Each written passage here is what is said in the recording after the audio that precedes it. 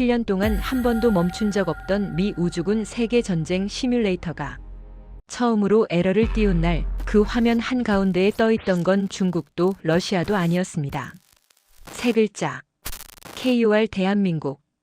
오늘 이야기는 바로 이날에 벌어진 일입니다. 미 우주군 전략 시뮬레이션이 왜 대한민국 때문에 멈춰 섰는지, 그리고 그게 미국, 중국, 러시아, 그리고 한국의 미래에 어떤 의미인지 끝까지 풀어서 말씀드리겠습니다. 그 전에 이런 이야기들이 더 멀리 퍼져서 대한민국의 위상이 전 세계에 알려지길 바라신다면 구독과 좋아요 한 번씩 꼭 눌러주세요. 지금 이 영상을 어디에서 보고 계신지도 댓글로 남겨주시면 제가 다음 이야기를 준비하는데 정말 큰 힘이 됩니다. 그럼 미 우주군 시뮬레이션이 대한민국 때문에 멈춘 날, 그날의 이야기를 시작하겠습니다. 저는 데이비드 밀러입니다. 미국 우주군 전략 시뮬레이션 센터에서 대령으로 근무하고 있습니다. 제 일은 간단히 말하면 최악을 계산하는 사람이에요. 인류가 아직 겪지 않은 우주 전쟁에서 누가 먼저 눈이 멀고 누구의 위성이 먼저 떨어지고 어떤 나라의 통신이 먼저 끊어질지를 컴퓨터 속에서 미리 돌려보는 일이죠. 듣기만 해도 좀 섬뜩하지만 누군가는 해야 하는 일입니다. 그날도 평소와 다르지 않았어요. 워싱턴 외곽에 있는 철문이 세 겹으로 잠긴 지하 통제실에서 하루가 시작됐습니다. 벽 전체를 가득 채운 대형 스크린에는 3D로 구현된 지구가 천천히 회전하고 있었고, 그 위로 수백 개의 점들이 쉴 새 없이 움직이고 있었죠. 각 점 위에는 작은 깃발 아이콘이 붙어 있었습니다. 성조기, 오성홍기, 러시아 3세기, 그리고 우리 동맹국들의 깃발도 보였어요. 저는 이 화면을 매일 보지만 볼 때마다 묘한 기분이 듭니다. 저 점 하나하나가 실제로는 수억 달러짜리 인공위성이거든요. 커피를 한 모금 마시며 오늘 돌려볼 시나리오 목록을 확인했습니다. 첫 번째는 미국 대 중국 통신 위성 제거전, 두 번째는 미국 대 러시아 GPS 마비 시나리오, 세 번째는 한미일 대 북중러 제한적 우주 분쟁이었습니다. 앞에 세 개는 이미 수십 번 돌려본 것들이었어요. 결과는 늘 비슷했죠. 미국이 치명상을 입긴 하지만 결국 우위를 지키는 그림이었습니다. 네 번째 시나리오가 있었어요. 실제 동맹 구조를 반영한 한국 포함 복합 시나리오였습니다. 솔직히 저와 팀원들은 이걸 가장 대수롭지 않게 여겼어요. 한국까지 넣어봐야 뭐가 달라지겠냐는 생각이었죠. 위성 몇 개 더 있는 정도 아닐까 싶었습니다. 오전 9시 47분 마지막 시나리오를 선택하고 실행 버튼을 눌렀습니다. 슈퍼컴퓨터를 상징하는 바의 색깔이 빠르게 변하고 수많은 숫자와 식들이 화면을 타고 흘러갔어요. 평소 같았으면 5분, 길어야 10분이면 결과가 나왔어야 합니다. 그런데 10분, 15분, 20분이 지나도 상태창에는 똑같은 메시지만 깜빡이고 있었어요. 계산 지연, 충돌 해결 중, 불안정한 균형 감지됨이라는 경고였습니다. 팀원 한 명이 의자를 뒤로 밀며 물었습니다. 서버에 문제가 생긴 거 아니냐고요. 저도 처음엔 그렇게 생각했어요. 시스템 관리자에게 연락했죠. 혹시 유지보수라도 했냐고 물었습니다. 잠시 뒤 돌아온 답변은 뜻밖이었습니다. 서버는 정상이라고 했어요. 문제는 입력된 시나리오 자체에 있다고요. 시나리오 자체에 문제가 있다는 말은 전문가에게 가장 불길한 말이에요. 현실 세계에서 그런 상황이 오면 답이 없는 판이 된다는 뜻이거든요. 저는 강제로 연산을 멈추고 중간 로그를 끌어냈습니다. 스크린 상단에 붉은 글자로 떠있는 영어 문장을 본 순간 숨이 턱 막혔습니다. 한국이 보유한 위성 군집으로 인해 모든 적대 시나리오가 연쇄적으로 붕괴된다는 메시지였습니다. 누군가가 낮게 중얼거렸어요. 이게 무슨 뜻이냐고요. 저도 정확히 알 수 없었습니다. 다만 한 가지는 확실했어요. 우리가 지금까지 알던 한국이 아니라는 거였죠. 그날 미국 우주군 전략센터는 처음으로 한국 때문에 시뮬레이션이 멈춘 날을 기록했습니다. 하루 뒤 저는 펜타곤 지하 회의실에 서 있었습니다. 별 4개를 단 장군들, 국방부 고위 관료들, 백악관 국가안보회의 참모들까지 모여 있었어요. 방 안 공기는 에어컨을 최대로 틀었는데도 무겁고 뜨거웠습니다. 프레젠테이션 첫 슬라이드에는 문장이 딱 한 줄만 적혀 있었습니다. 한국이 보유한 위성 군집으로 인해 모든 적대 시나리오가 연쇄 붕괴된다는 그 메시지였어요. 한 장군이 제게 물었습니다. 밀러 대령, 이게 무슨 뜻인지 군인이 아니라도 이해할 수 있게 설명해 보라고 하셨죠. 저는 깊게 숨을 들이쉬고 지구 모형이 떠 있는 스크린 앞으로 나갔습니다. 간단히 말씀드리면 우리가 설정한 모든 우주 전쟁 시나리오에서 어느 쪽이 먼저 상대의 위성을 공격하려고 움직이는 순간, 한국의 위성망이 그 시도를 전부 보여주고 기록하고 심지어 일정 부분 무력화까지 해버린다고 말했습니다. 무력화까지요? 장군님의 목소리에 긴장감이 실렸습니다. 예, 이건 단순 감시망이 아닙니다. 저는 슬라이드를 넘겼어요. 화면에는 한국 국기와 함께 숫자들이 떠올랐습니다. 정찰통신 항법 우주기상 위성 27기였죠. 수는 많지 않습니다. 미국이나 중국에 비하면 초라한 숫자예요. 하지만 문제는 이 위성들이 어디에 어떤 궤도로 어떻게 묶여 있느냐입니다. 다른 장군이 끼어들었습니다. 한국이 위성 몇 개 더 띄우는 게 그렇게 대수냐고 말이에요. 저는 다음 스크린을 띄웠습니다. 거대한 지구 모형 위에 파란 원이 겹겹이 떠올랐어요. 그 원들이 겹치는 지점에는 빨간 점, 노란 점, 하얀 점들이 박혀 있었습니다. 파란 원은 한국 위성들이 커버하는 감시 통신 범위입니다. 빨간 점은 중국의 전략 자산, 노란 점은 러시아의 군사시설, 하얀 점들은 우리 미군 기지예요. 장군들의 시선이 스크린에 고정됐습니다. 회의실이 조용해졌어요. 중요한 건 범위 자체가 아닙니다. 저는 몇 개 위성을 선택해 궤적을 강조했습니다. 이 중복이에요. 한국 위성망은 아시아 동부에서 일어나는 거의 모든 움직임을 최소 2기 이상이 동시에 감시합니다. 중국 미사일 부대가 움직이면 정찰 위성과 통신 위성이 함께 포착하고 러시아 함대가 올라오면 다른 궤도의 위성이 이어받습니다. 심지어 우리 미군의 움직임까지 같은 방식으로 잡힙니다. 누군가가 낮게 중얼거렸습니다. 모든 플레이어의 손을 한국이 다 보고 있다는 건가요? 저는 그 말을 부정할 수 없었습니다. 예, 시뮬레이션 상으로는 그렇습니다. 국방부 차관보가 물었습니다. 그럼 결론이 뭐냐고, 한국이 우리에게 위협이 된다는 거냐고요. 위협이라기보다는 더 이상 변수로 취급할 수 없다는 뜻입니다. 저는 신중하게 말을 골랐어요. 지금까지 한국은 항상 우리가 어떻게 활용하느냐의 관점이었습니다.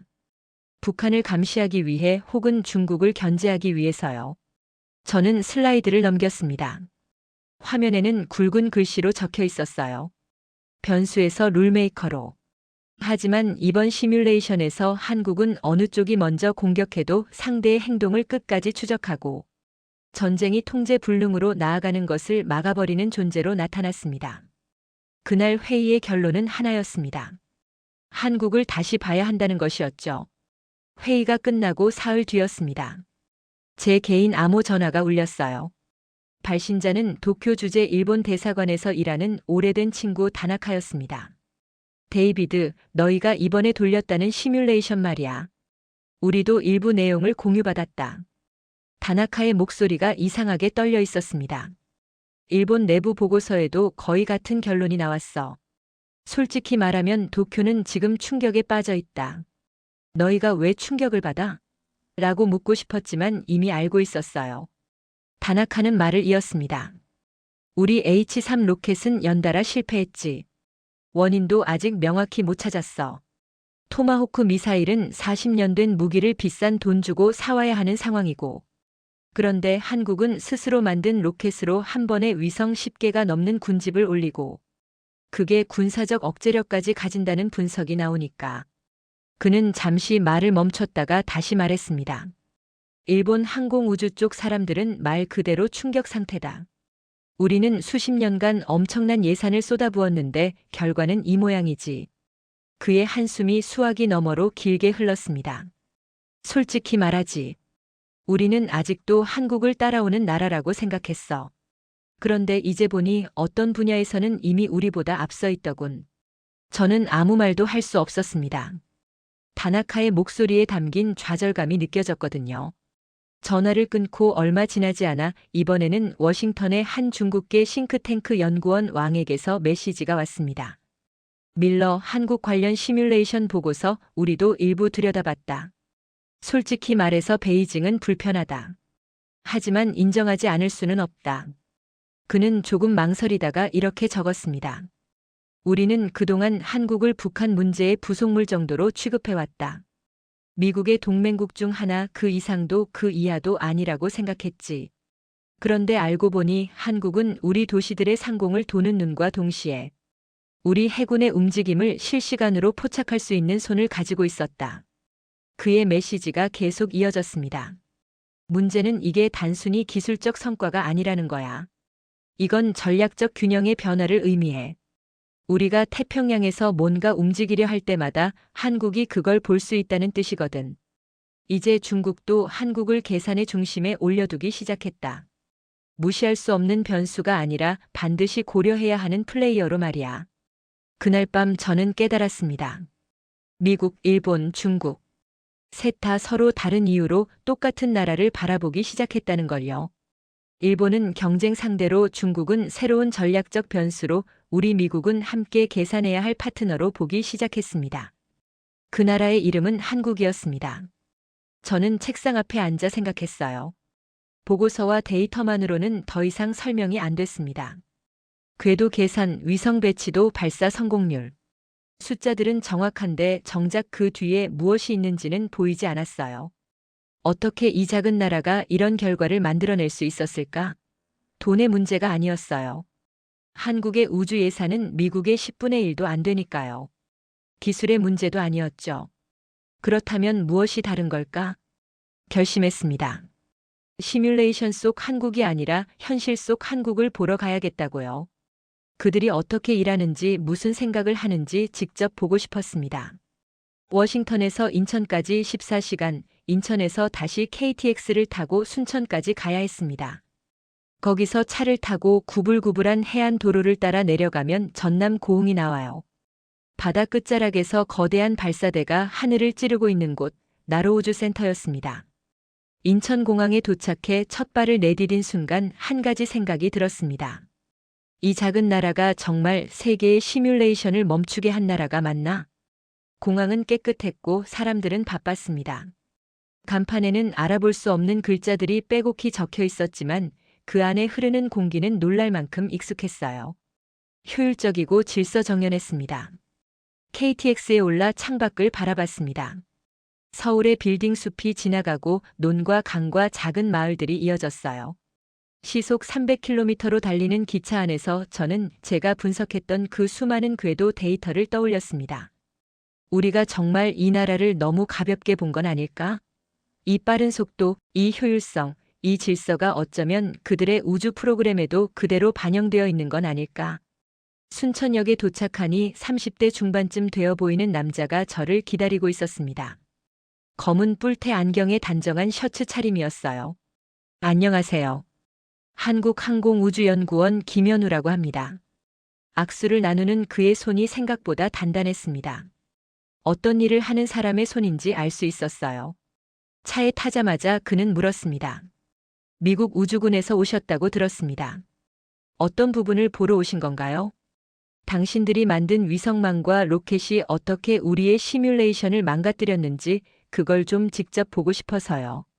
제 대답에 그는 잠시 웃더니 창밖을 바라봤습니다. 망가뜨리려던 건 아니었는데요. 그냥 우리가 할 수 있는 최선을 했을 뿐입니다. 그 말이 이상하게 긴 여운을 남겼습니다. 할 수 있는 최선. 그 단순한 말 속에 무엇인가 더 큰 의미가 숨어 있는 것 같았어요. 저는 조금 더 물었습니다. 한국은 어떻게 이렇게 빠르게 성장했나요? 우주 분야에서요. 김현우 연구원은 잠시 생각하더니 대답했습니다. 선택의 여지가 없었다고 해야 할까요? 저희는 늦게 시작했어요. 미국이나 러시아보다 수십 년 뒤에요. 그래서 처음부터 빠르게 갈 수밖에 없었습니다. 천천히 갈 시간이 없었거든요. 그의 목소리에는 어떤 담담함이 있었습니다. 자랑도 아니고 변명도 아닌 그냥 사실을 말하는 톤이었어요. 차창 밖으로 바다가 보이기 시작했습니다. 푸른 하늘과 맞닿은 수평선 너머로 하얀 구조물이 보였어요. 저 멀리 나로우주 센터가 모습을 드러내고 있었습니다. 김현우 연구원이 말했습니다. 저기 보이시죠? 저기서 우리가 꿈을 쏘아 올립니다. 꿈이라는 단어가 묘하게 가슴에 와닿았습니다. 우리 미국인들은 로켓을 발사할 때 뭐라고 표현할까요? 미션, 프로젝트, 오퍼레이션, 런치 시퀀스. 꿈이라는 단어는 잘 쓰지 않았던 것 같아요. 아폴로 시대 이후로는 특히요. 차가 우주센터 정문에 멈췄습니다. 경비원이 신분증을 확인하고 게이트를 열어줬어요. 안으로 들어서자 멀리 발사대가 보였습니다. 사진으로 보던 것보다 훨씬 웅장했어요. 바다를 등지고 서 있는 하얀 탑. 그 위로 갈매기들이 날아다니고 있었습니다. 저는 그 순간 알았습니다. 이곳에서 뭔가 특별한 걸 보게 될 거라는 걸요. 단순히 기술이나 장비가 아니라 그 이상의 무언가를요. 나로우주센터에 도착했을 때 해는 이미 서쪽으로 기울고 있었습니다. 바닷가 위로 펼쳐진 발사대 실루엣은 사진으로 보던 것보다 훨씬 웅장했어요. 높이 50m가 넘는 구조물이 저녁 하늘을 배경으로 우뚝 서 있었습니다. 통제동에 들어서자 여기저기서 한국어가 들렸습니다. 무슨 말인지 알아듣지는 못했지만 톤만으로도 알 수 있었어요. 긴장, 집중, 그리고 약간의 흥분이었죠. 마치 큰 시험을 앞둔 학생들 같은 분위기였습니다. 김현우 연구원이 말했습니다. 마침 잘 오셨습니다. 내일 모레가 저희 다음 군집 위성 발사 준비 최종 점검일입니다. 오늘 밤부터 팀들이 본격적으로 움직일 거예요. 그날 밤 예상치 못한 일이 벌어졌습니다. 엔진 연료 계통을 점검하던 중 모니터에 작은 경고등이 하나 켜졌어요. 터보펌프 진동값 이상 감지라는 메시지였습니다. 처음엔 사소한 오차로 보였습니다. 하지만 수치가 정상 범위를 벗어난 지점에서 멈추지 않았어요. 조금씩 더 멀어져 갔습니다. 한국인 엔지니어들의 얼굴이 순식간에 굳었어요. 연료 주입 시퀀스 중단. 해당 라인 압력 모두 점검. 명령이 쏟아지면서 통제실은 작은 전쟁터가 되었습니다. 저는 예전에 나사에서 보았던 비슷한 장면들을 떠올렸습니다. 아폴로, 셔틀, 그 어느 발사 전날 밤에도 이런 일은 있었어요. 하지만 솔직히 말하면 저는 이들이 어떻게 대처할지 조금은 의심하고 있었습니다. 아직 경험이 적은 팀이잖아. 우왕좌왕하지 않을까?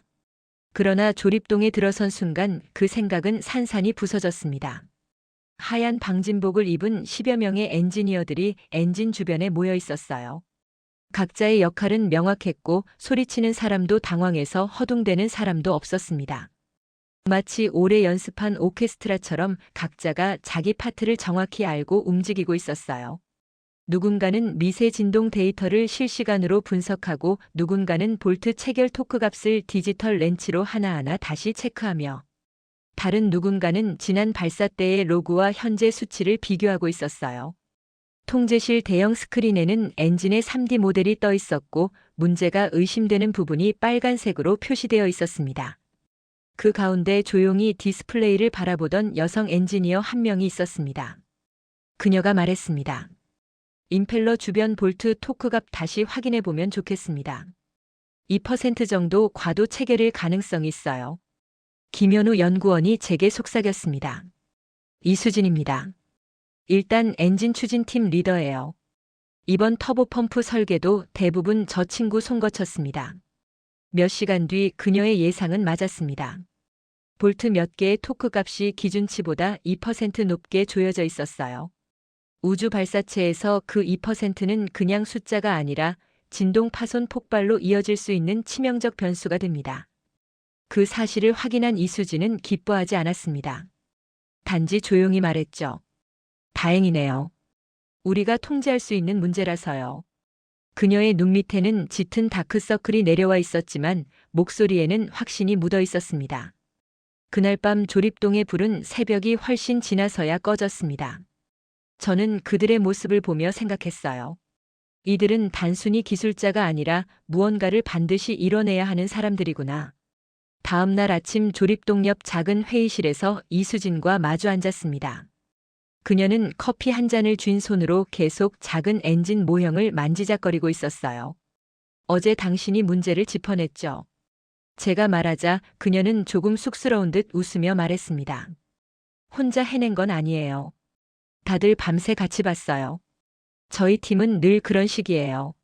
한 사람이 문제를 발견하면 모두가 그걸 풀기 위해 모입니다. 그게 저희 방식이거든요. 나사에서도 비슷한 밤들을 많이 보냈습니다. 그런데도 나는 조금 놀랐어요.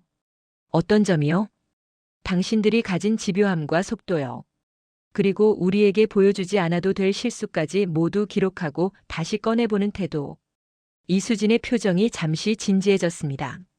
실패를 숨기면 다음엔 똑같이 실패하잖아요. 저희는 그럴 여유가 없거든요. 여유가 없다? 네. 미국처럼 수십 년간 축적해온 경험이 있는 것도 아니고, 러시아처럼 옛 소련의 기술을 물려받은 것도 아니니까요. 저희는 실패 하나하나가 그대로 교과서예요. 그래서 절대 버리지 않아요. 저희 센터에는 역대 모든 실패 사례를 정리한 데이터베이스가 있습니다. 누구나 접근할 수 있고 누구나 배울 수 있어요. 실패를 감추면 똑같은 실패가 반복되잖아요. 그럴 시간도 여유도 저희에겐 없습니다. 그녀는 커피를 한 모금 마시고 말을 이었습니다. 어제 터보펌프 진동도 분명 몇 년 뒤에는 후배 엔지니어들이 다시 꺼내볼 거예요. 같은 실수를 안 하려고요. 저는 그 말을 듣는 순간 묘한 감정이 들었습니다. 우리 미국은 언제부터 실패를 감추기 시작했을까? 언제부터 완벽한 척하는 게 더 중요해졌을까? 저는 그 말을 듣고 나서 한참을 생각했습니다. 우리 미국은 언제부터 실패를 감추기 시작했을까? 언제부터 완벽한 척하는 게 더 중요해졌을까? 제가 물었습니다. 두렵지 않나요? 실패가? 이수진은 잠시 생각하더니 대답했습니다. 두렵죠. 당연히 두렵습니다. 로켓 하나에 수백억 원이 들어가고 수백 명의 노력이 담겨 있어요. 실패하면 모든 게 한순간에 사라지는 거죠. 하지만 더 두려운 건 아무것도 시도하지 않는 거예요. 저희 부모님 세대는 전쟁의 폐허에서 시작했어요. 아무것도 없는 곳에서요. 우리 세대는 그분들이 만들어준 기반 위에서 시작했고요. 그래서 더 멀리 가야 한다고 생각합니다. 그녀는 창밖을 바라봤습니다. 멀리 발사대가 보였어요. 저는 가끔 생각해요. 우리가 로켓을 만드는 건 단순히 위성을 올리기 위해서가 아니라 우리 스스로에게 증명하기 위해서라고요. 우리도 할 수 있다는 걸요. 그 말 속에서 저는 우리가 잊고 있던 어떤 감정을 느꼈습니다. 아폴로 시대 우리가 가지고 있던 바로 그 감정이었어요. 우리가 꼭 해낼 거라는 믿음. 그날 오후 저는 발사 준비가 진행되는 통제실을 둘러봤습니다. 젊은 엔지니어들이 모니터 앞에 앉아 데이터를 확인하고 있었어요. 그들의 눈빛에는 피로가 가득했지만 동시에 무언가를 향한 열망도 보였습니다. 저는 그제야 알았습니다. 우리 시뮬레이션을 멈춘 건 위성 궤도가 아니라 바로 이 사람들의 마음이었다는 걸요. 발사 당일 아침 고흥의 하늘은 맑았습니다. VIP 관람석에서 내려다본 발사대 위로 하얀 로켓이 묵묵히 서 있었어요. 아침 햇살을 받아 반짝이는 그 모습은 마치 하늘로 올라갈 준비를 마친 거대한 새 같았습니다. 스피커에서는 한국어와 영어가 번갈아 흘러나왔습니다. 발사 10분 전입니다. 주변을 둘러보니 연구원들의 가족도 보였습니다. 어린아이들이 아버지 어머니가 서 있는 방향을 바라보며 두 손을 모으고 있었어요. 옆에 서 있던 이수진이 작게 웃으며 말했습니다. 오늘 저희 팀 애들 부모님도 많이 오셨어요. 평소엔 집에 잘 못 들어가서요. 이런 날 아니면 얼굴도 못 보여드리거든요. 미국에서도 그랬던 시절이 있습니다. 달에 가던 시절이요. 제가 말하자 그녀는 눈을 반짝이며 물었습니다. 그때의 미국은 어땠나요? 온 나라가 한 발사체를 바라보고 있었죠. 오늘 이곳처럼요. 발사 5분 전이 되자 관람석 전체가 조용해졌습니다. 아이들조차 숨을 죽이고 발사대를 바라봤어요. 저는 이 순간이 얼마나 귀한지 알고 있었습니다. 한 나라가 숨을 죽이고 하나를 바라보는 순간 카운트다운이 시작됐습니다. 19, 8.